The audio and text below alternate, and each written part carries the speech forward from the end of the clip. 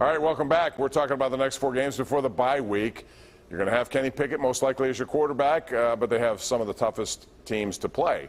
Buffalo starts off. The Steelers' early line looks like 13.5-point underdogs in this game.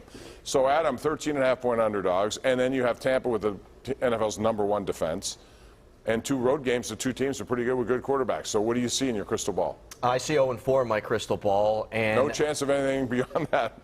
I think the Tampa game's probably the most winnable with the way that Tampa's offense has performed to this point. But they're bound to figure that out. I don't think there's a shot, and you know what, that they win the game next week against Buffalo. The reason they beat Buffalo last year is because it was the first game the Steelers played guys in the preseason. Buffalo has no interest in doing that. They're going to go there. They're going to get slaughtered. Philadelphia, they can't stop the run, Pittsburgh. Yeah. And you're going to have to stop Jalen Hurts in the running game and the pass off the run. They're going 0-4 the next 4 games, gentlemen. I think there's a chance, depending on who the quarterback is for Miami that week, that maybe they could steal one. But 3 of these 4 are on the road, too. That's another thing to keep in mind.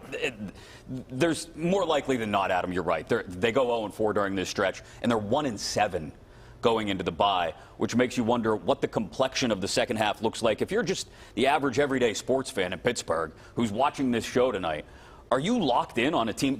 Pickett's in there now. Okay, you're going to watch him. But are you locked in on a team that's 1-7 going into the bye and is going to be lucky to win 5 in total, 5-12 total? I mean, there's going to be swaths of yellow seats on Sundays. No, we haven't seen this. Even the 2003 Steelers or the 1999 Steelers. This team may be worse. It may at least finish with a worse record. I don't think they win any of these games. I agree.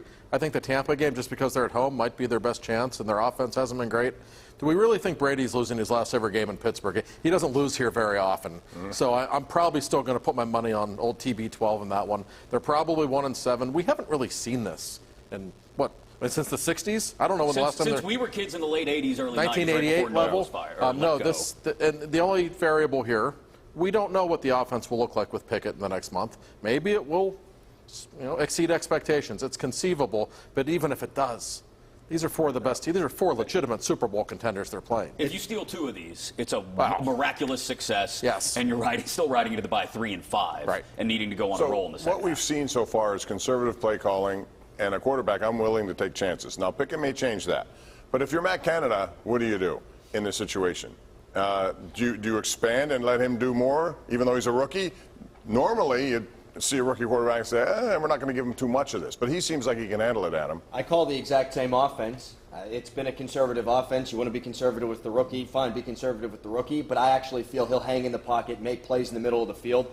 Too often, Mitch Trubisky bailed after his first read was not there. Yeah. So even if you call the same offense, I think Kenny Pickett's going to give you more of a chance. If you heard him in the postgame today, super impressive from Kenny Pickett, talking about the back shoulder throw to George Pickens, where he slid the protection to the left, was eloquent in talking about it. Yeah. I think he already knows this offense well enough that you don't have to change anything.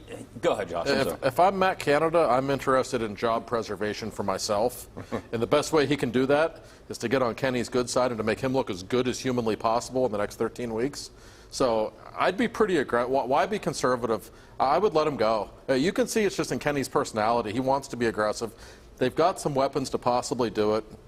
I'm willing to bet there wasn't much of a change from the first half to the second half today. Schematically, what you saw was a quarterback who is decisive and aggressive, taking advantage of the very same offense they've been calling for the first month of the season. And using the middle of the field, yes. too, How about that? which is something unique.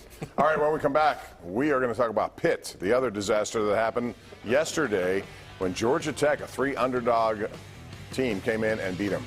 Wow. How does that happen? We'll discuss next.